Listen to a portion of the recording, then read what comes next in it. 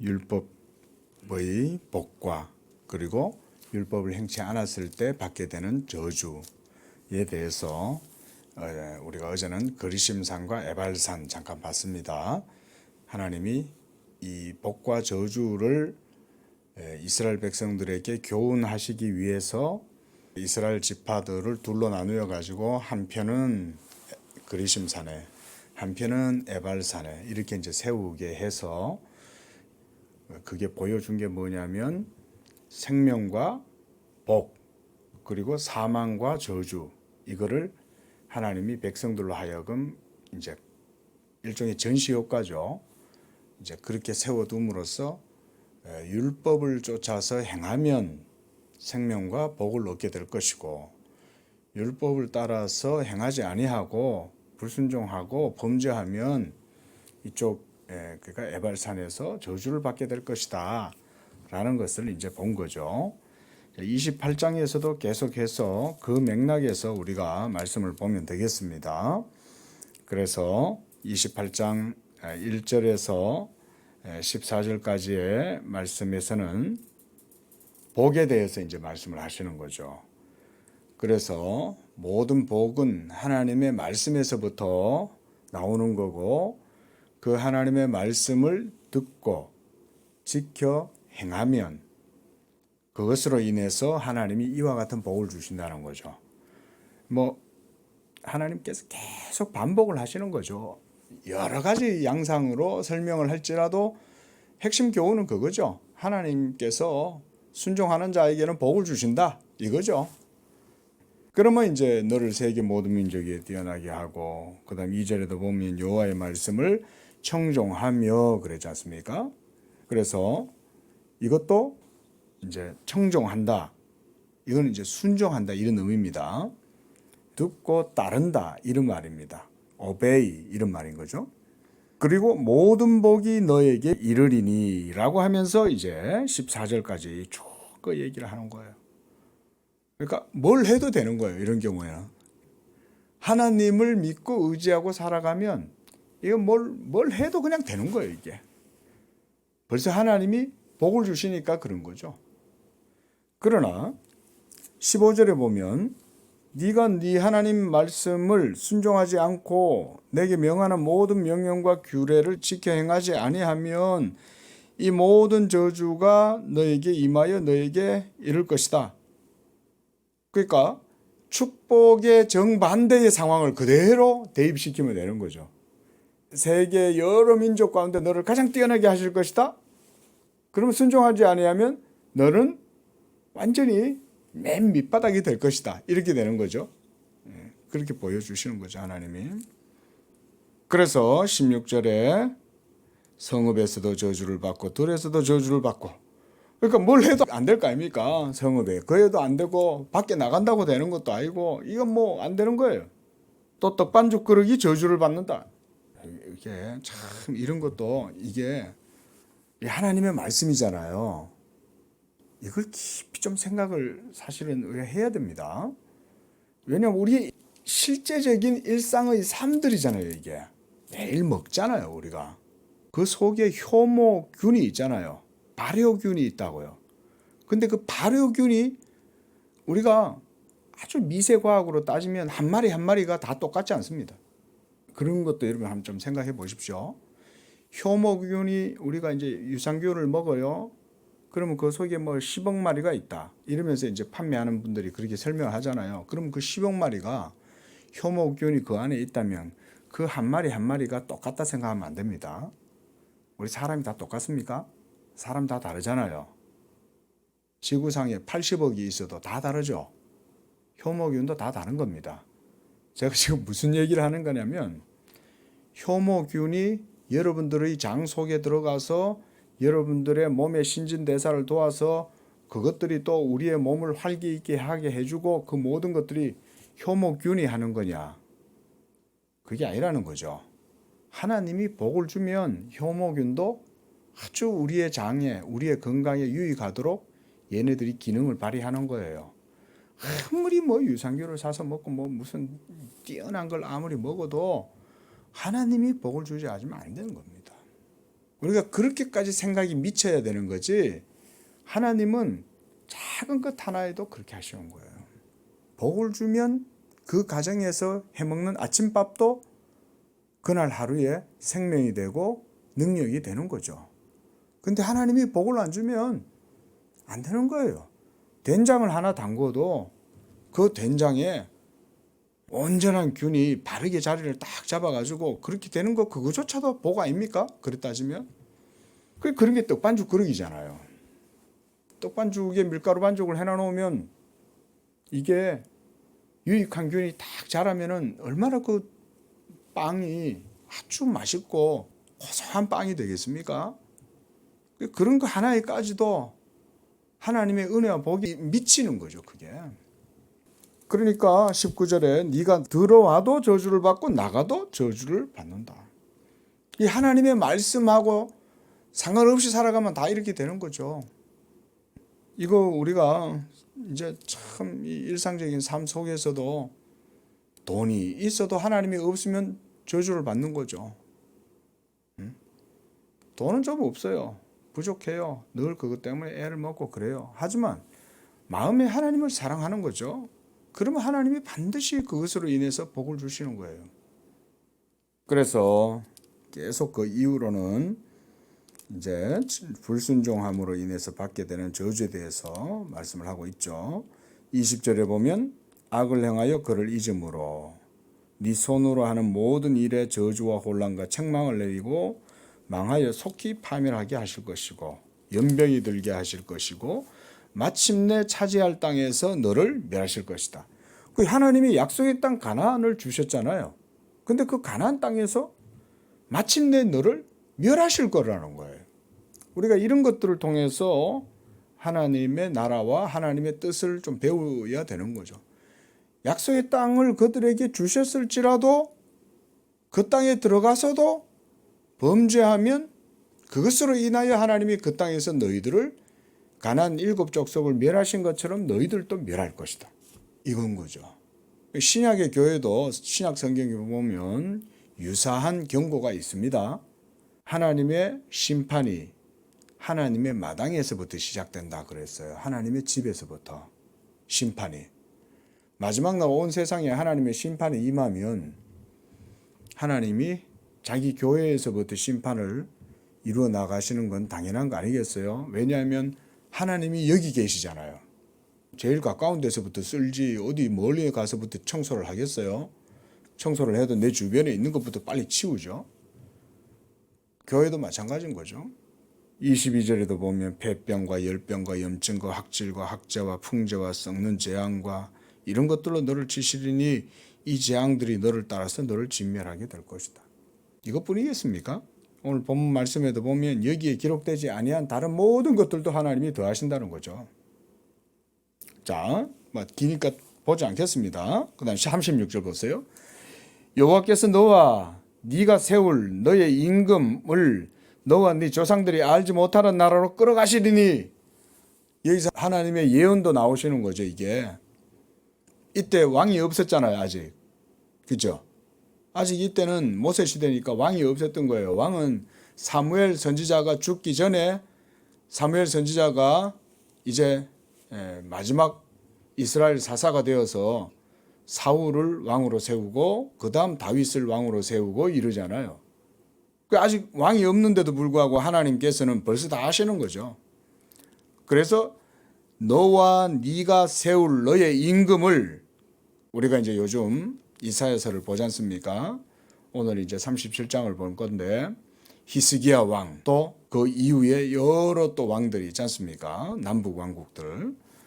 그런 임금들이 네 조상들이 알지 못하던 나라로 끌어가시리니, 아수르로 끌려가고 바벨론으로 끌려간다는 걸 여기서 벌써 말씀하고 있는 거예요. 우리가 이사야서에서 아수르 왕 사네립이 랍사게를 보내가지고 히스기야 왕을 능멸할 뿐 아니라 이스라엘 하나님 여호와를 향해가지고 막 입에 담지 못할 죄악을 범하잖아요. 오늘 37장에서도 이제 그 말씀들을 좀 볼 건데, 그 왜 아수르가 그렇게 와가지고 이스라엘을 그렇게 모독하고 공격하고 잡아 죽이고 끌고 가고 막 이렇게 하냐 이거죠. 그 원인이 어디에 있었냐? 이스라엘 백성들이 하나님을 떠나서 그렇게 된 거죠, 결국은. 그래서 네가 거기서 목석으로 만든 다른 신들을 섬길 것이다. 이방에 끌려갔으니까 이방 신들을 섬길 거 아니겠어요? 바벨론에 끌려가서 계속 그 고통을 당하잖아요. 다니엘의 세 친구가 왜 불구덩이 속으로 들어갔습니까? 느부갓네살 왕이 세운 그 신상에 절을 하지 않으니까 그런 거 아니겠어요? 그 신상에다가 다 그런 말씀들을 벌써 여기서 예언을 하고 계시는 거죠, 하나님이. 그리고 48절에 하반절에 보면 너를 치게 하실 적군을 섬기게 될 것이다. 바벨론 포로가 될 것이란 말씀을 여기서부터 벌써 하고 계시는 거예요. 바벨론이라는 말은 하지 않죠, 여기서는 아직. 그죠? 하지만 적국이라고 그러잖아요. 아수르와 바벨론을 벌써 여기서도 우리가 볼 수 있는 거예요. 49절에 곧 여호와께서 멀리 땅끝에서 한 민족을 독수리가 날아오는 것 같이 너를 치러 오게 하시리니 그랬잖아요. 그 우리가 이사야서 10장이나 이런 데 보면은 아수르는 하나님의 몽둥이잖아요. 하나님이 아수르를 가지고 치시는 거 아닙니까? 우리나라도 하나님이 저 북한을 남겨두시는 거는 잘 생각을 해야 됩니다. 진짜 역사의식을 깊이 가지면 최소한 역사에 신이 있다는 생각 정도는 할 수 있어야 이게 진짜 역사학자인 거예요. 신을 인격적으로는 알지 못하지만 역사라고 하는 이런 아주 역동적인 어떤 이런 질서나 체계를 보니 반드시 그 역사 이면에 뭔가 배후에 어떤 존재가 있다. 이게 역사의 신이잖아요. 하나님을 안 믿으니까 그런 지식을 받아들일 수가 없는 거죠. 하나님에 대한 믿음이 없으니까. 근데 저 북한도 늘 저기서 포를 쏘대잖아요. 미사일을 날리고. 이제는 우리가 만성이 돼가지고 별로 깨닫지 못하는 거죠. 근데 저 우크라이나의 전쟁이 터지니까 전부 다 깜짝 놀라는 거죠. 옛날에 벌써 한번 애를 먹어봤지 않습니까? 그러니까 이제 좀 정신을 차리는 거죠. 이제. 큰일 나겠다. 자칫하다 큰일 나겠다. 그나마 한반도의 불똥이 지금 안 튀어서 그나마 다행인 거지. 저 중국은 거대한 시뻘건 악마 같은 중국이 저 옆에 있잖아요. 솔직히. 중국이 뭐 악의 세력이지 그게 무슨 뭐 선의 세력입니까? 그게 하나님이 없는 거죠.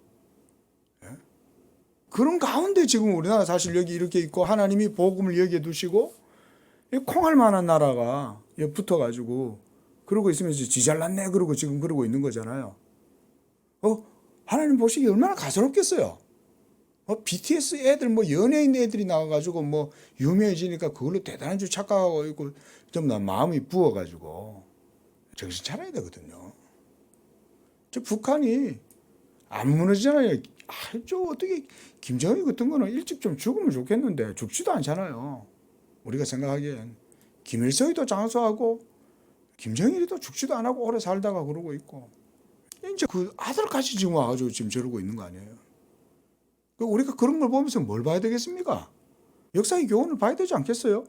그런 거 생각을 못 하는 거죠. 전부 다 자기 거기에 도취가 돼가지고.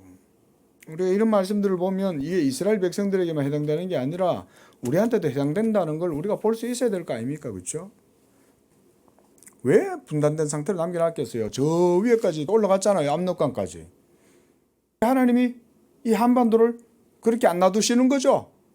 냉전 시대 때 하나님이 딱 이 세계 역사 속에 딱 중앙에다 놔두고는 딱 반으로 갈라놓잖아요.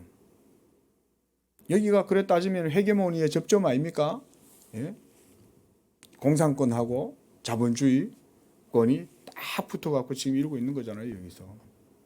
우리도 둘 중에 그래 따지면 여기는 그리심산이고 저쪽은 에발산이다 한번 생각 한번 해보시라고요. 남한은 그리심산이고 저 북한은 에발산이다. 그러면 이 나라가 뭘 해야 되겠습니까? 복과 저주 가운데 뭘 택해야 되겠어요? 복을 택해야 될 거 아닙니까? 복을 택하려면 어떻게 해야 되냐? 여호와의 음성을 들으라는 거죠. 그의 말씀을 청종하고 순종해라는 거죠. 그게 바로 뭐냐? 예수 그리스도에 대한 믿음인 거죠. 오늘 45절에 보면 네가 네 하나님 여호와의 말씀을 청종하지 않고 너에게 명령하신 그 명령과 규례를 지키지 아니함으로 이 모든 저주가 너에게 와서 너를 따르고 마침내 너를 멸망시킬 것이다. 그리고 이 모든 저주가 너와 네 자손에게 있어서 영원히 표징과 훈계가 될 것이다. 이게 이스라엘 백성들이 바로 이런 표징과 표징을 가지잖아요. 온 세계 가운데 이스라엘 백성들이 다 흩어졌잖아요. 아우슈비츠에서 홀로코스트 그 비참한 일들을 당하고, 예? 유대인들이 600만이나 학살되고 이런 일들을 겪게 되는 거죠. 그래 따지면. 그래도 예수를 안 믿잖아요. 예수를. 자, 이거를 우리가 여호와의 말씀을 청종하지 않고 명령과 규례를 지키지 않는다, 이 말을 우리는 이제 예수 믿음으로 읽어야 된다 그랬습니다. 그렇죠? 이 예수 믿음으로 읽어야 됩니다. 하나님의 율법을 청종하고 지키면 그의 법을 따라서 자연스럽게 예수를 믿게 되는 거예요. 제가 지금 신학적 설명을 드리는 거예요. 신학적인 설명을. 율법의 실체가 예수님이기 때문에. 그러니까 오늘날 우리가 하나님의 말씀을 듣고 지켜 청종한다라고 할 때, 순종한다라고 할 때 그 모든 것들은 다 예수 믿음과 연결되어 있는 거예요. 그러니까 예수님을 믿으면 그게 여호와의 말씀을 청종하는 것이요, 순종하는 것이요. 예수님을 믿으면 그러므로 모든 언약의 복도 그 믿음 가운데 주어지게 되는 거죠. 간단하죠? 그대로 보시면 됩니다. 이거는 100% 성경적인 설명이에요. 49절에도 아까 봤듯이 그러지 않으면 이 말이죠. 한 민족을 독수리가 오듯이 너를 치러 올 것이다. 그리고 50절도 보세요. 그 용모가 흉악한 민족이라 노인을 보살피지 않고 유아를 불쌍히 여기지 않는다. 우크라이나 전쟁을 보면 그 유치원이고 병원이고 뭐 있습니까? 갖다 다 날려버리는 거죠. 우리가 그래 따지면 그런 것을 통해서 오늘날도 그런 교훈을 볼 수가 있죠. 물론 그분들한테는 참으로 안타깝고 하지만 역사라는 것이 그렇게 무섭죠. 우리는 배부른 시대를 사니까 역사의 교훈을 잊어버리잖아요. 하나님이 그러니까 저런 걸 남겨두는 거예요. 세상 가운데 완전 자본주의로 온 세계가 물들면 전 세계가 노아 홍수 이전 시대로 돌아가겠죠. 근데 하나님이 러시아와 그리고 중국과 북한을 남겨두시는 거죠. 현대주의가 얼마나 기승을 부리고 자본주의가 얼마나 미친 듯이 전 세계를 지배하고 그러고 있습니까? 그렇죠? 자본의 힘을 가지고. 그러면 인간들이 하나님을 찾겠어요? 안 찾거든요. 29장 보겠습니다. 호렙에서 이스라엘 자손과 세우신 언약 외에 여호와께서 모세에게 명령하여 모압 땅에서 그들과 세우신 언약의 말씀은 이러하니라. 호렙에서 십계명 돌판을 주신 것 이외에 하나님이 모압 땅에서 이스라엘 백성들에게도 하신 말씀이라 이거죠. 그리고 4절에 보면 그러나 깨닫는 마음과 보는 눈과 듣는 귀를 오늘까지 너희에게 주지 아니하셨느니라. 그들에게는 하나님의 기적이 있었잖아요. 애굽 땅에서 기적 10가지 재앙이 봤을 거고, 그 다음 출애굽하고 난 이후에 홍해 사건도 봤고, 광야 40년의 인생길 속에서 매일매일 만나를 내려주시잖아요. 그 어느 하루만 딱 내려주고 하는 게 아닌 거예요, 이게. 그래서 우연히 그랬겠지 하겠죠. 매일매일 내려주시는 거 아니에요? 낮에는 구름 기둥, 밤에는 불 기둥, 매출하기도 하나님이 보내주고, 그냥 그 사막에 누가 지하의 관정을 수십 100m까지 뚫어야 올라오는 이런 게 아니라 그냥 하나님이 그냥 바위를 딱 곁들여 가지고 바위에서 물이 솟아나게 하잖아요. 이런 것들을 다 경험했는 거 아닙니까? 그럼에도 불구하고 그들에게 깨닫는 마음과 눈과 귀를 너희에게 주시지 않았다. 그러니까 이 말은 뭐냐면 너희의 영적인 부패와 타락한 상태, 완악한 상태 그대로 하나님이 너희들을 그냥 내버려 두셨다는 거예요. 그러면 못 깨닫는 거예요. 그거는 하나님의 백성들에 대한 율법의 진노와 심판이라고 할 수가 있어요. 그러니까 이게 뭐 보고도 못 깨닫는 거예요. 보고도. 하나님의 말씀을 깨닫는 게 복이에요. 아, 말씀이 그런 거구나. 그러면요, 거기에 벌써 복이 있는 거예요. 그 자체가 복인 거예요. 그게. 아, 오늘 뭐 행제했네. 아, 오늘 뭐 하나 좋은 일 생겼네. 그런 것보다, 물론 그것도 뭐 좋은 일이 생기면 나쁠 거 없죠. 하지만 본질적인 건 아니죠. 진짜 본질적인 거는 하나님의 말씀에 대한 깨달음이 너무 좋은 거예요. 이게 여러분들 마음속에서 그 일이 이루어져야 되는 거예요. 여러분들의 마음속에서 이 말씀을 묵상하는데, 이 말씀 속에 하나님이 이렇게 말씀을 백성들에게 하시고, 그래서 말씀 듣는 백성에게 이렇게 복을 주시고 은혜를 주시는구나, 이런 거가 마음속에서 이 기쁨이 되는 거예요. 벌써. 그러면 그 자체가 벌써 여호와의 복인 거예요. 이게 믿으시기 바랍니다. 이런 게 복입니다. 이게 진짜 복인 거예요. 9절에 너는 이 언약의 말씀을 지켜 행하라. 그리하면 너희가 하는 모든 일이 형통하리라. 다시 말하지만 이런 말씀을 우리가 행위로 말미암아 의를 이룬다, 이렇게 보면 안 된다 그랬지 않습니까? 지금 모세가 말씀하는 여호와의 모든 명령과 규례와 법도를 듣고 지켜 행하라, 이 말을 신약의 신앙에 그대로 적용하면 그 모든 것은 예수 그리스도를 믿는 믿음에서 온전해지는 거예요. 거기에서 다 성취가 되는 거예요. 예수를 믿으면 율법에 명령한 하나님의 모든 뜻이 예수 믿음 속에서 다 온전케 되는 거예요. 이해되시죠? 예? 그러니까 우리는 그냥 예수만 잘 믿으면 되는 거예요. 예수만 잘 믿으면 그게 바로 모든 율법을 듣고 지켜 행하고 여호와의 음성을 듣고 또 그것을 따라 지켜 행하고 순종하고, 이 모든 게 믿음 속에 다 들어가 있다, 이 말인 거예요. 간단하죠? 쉽잖아요. 하나님이 우리에게 어렵게 그걸 제시해 주신 게 아니잖아요. 예수만 믿으면 된다, 그 말이잖아요. 하나님의 보내신 자 예수 믿는 게 그걸 어렵냐? 하나님이 우리한테 그렇게 물으실 거 아니에요. 예수 믿는 게 그렇게 어려워? 그럼 생각을 해봐야 될 거 아닙니까? 왜 어렵지? 뭐 때문에 예수 믿는 게 어려운 겁니까? 하나님한테 문제가 있어서 그런 걸까요? 하나님이 사랑이 없어서? 하나님의 진리가 허술해서? 그런 게 아니잖아요. 그러니까 전부 다 불교를 가가지고 그러고 있는 거예요.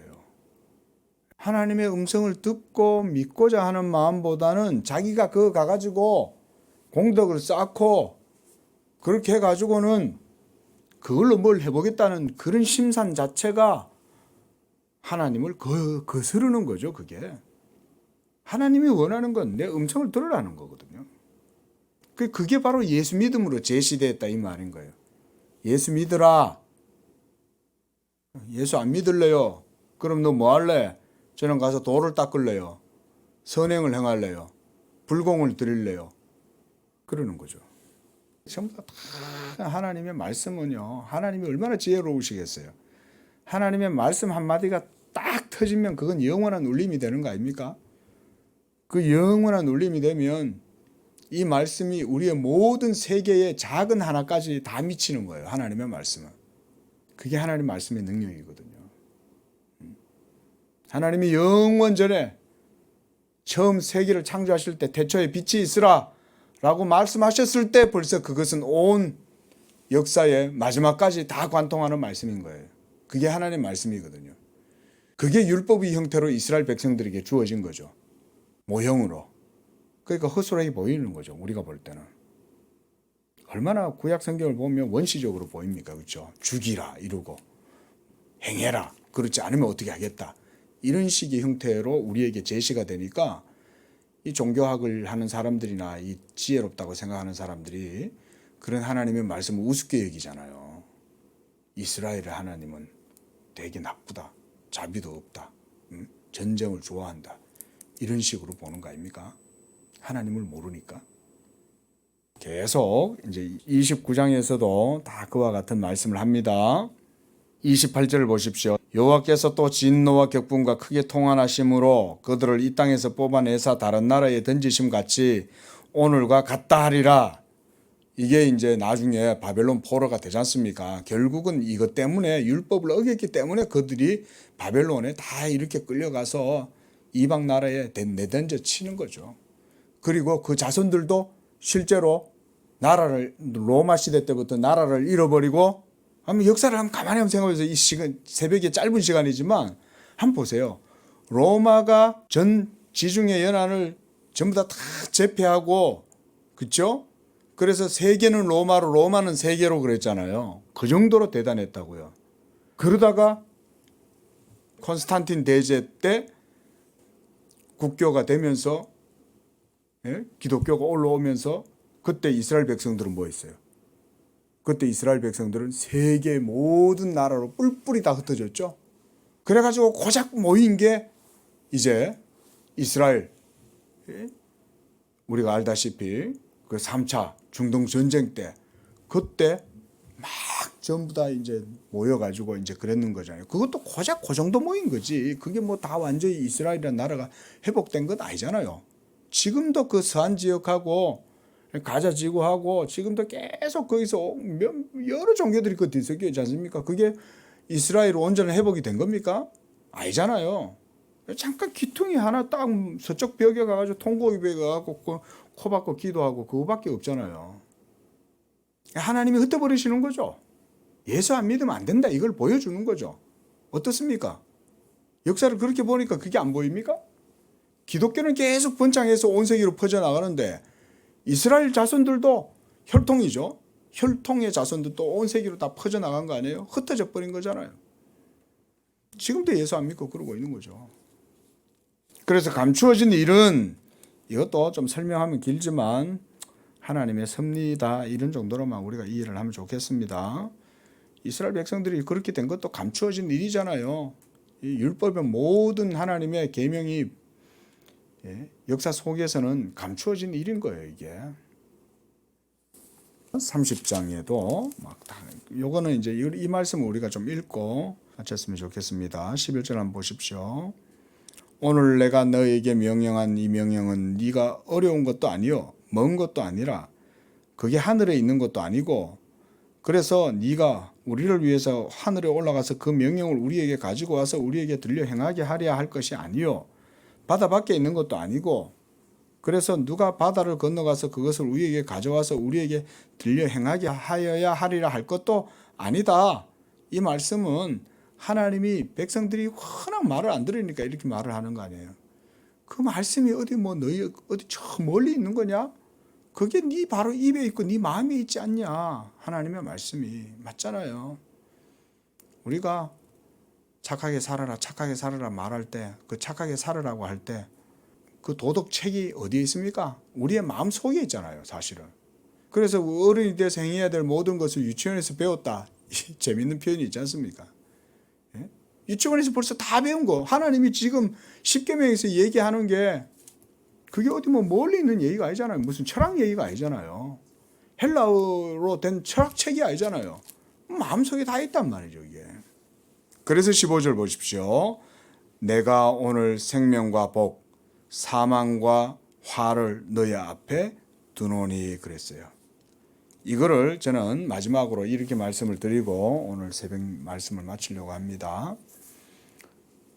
마지막 날 하나님께서 예수 그리스도를 모든 역사의 중심에 세우셨잖아요. 그래서 하나님이 이 모든 마지막 날에 아들로 우리에게 말씀하셨다 그랬어요. 무슨 말씀을 하셨을까요? 예수 그리스도를 믿는 자에게는 생명과 복이 주어질 것이요 믿지 아니하는 자들에게는 사망과 화가 임하게 될 것이다. 그거지 않습니까? 마지막 날 하나님이 온 세상을 심판하실 때 그 세상 심판의 준거가 기준이 예수 그리스도잖아요. 그래서 그리스도를 믿는 자들에게는 생명과 복이 주어질 것이나 그렇지 않은 자들에게는 사망과 화가 임하게 되는 거 아닙니까? 그게 율법의 가르침하고 똑같잖아요. 우리말로 예수 믿으면 전당, 불신은 지옥. 그게 사실은 똑같은 말이죠. 오늘 하루도 하나님 예수 그리스도 하나님이 보내신 그 말씀 그를 믿음으로 하나님의 은혜와 복을 누리는 한 날 되길 바랍니다. 기도하겠습니다. 자비하신 아버지, 오늘 하루도 예수 그리스도를 믿는 믿음 가운데 온전하게 거할 수 있도록 우리에게 은혜를 주시옵소서.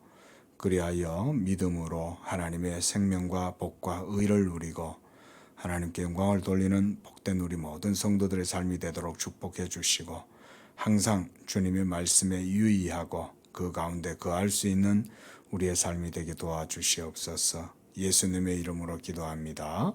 아멘.